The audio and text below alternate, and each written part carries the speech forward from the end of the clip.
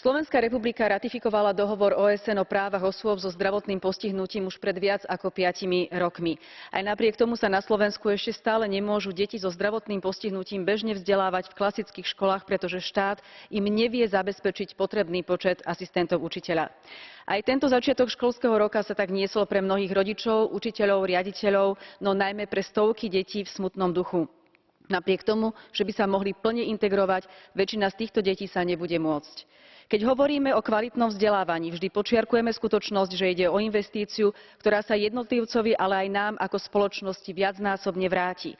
Toto platí aj o deťoch so zdravotným postihnutím. Včasná diagnostika, kvalitná raná starostlivosť, odbúranie bariér a podľa možností čo najskoršie začlenenie sa medzi zdravú časť populácie sú predpokladom pre naplnený život týchto detí a ich ochranu pred hrozbou chudoby.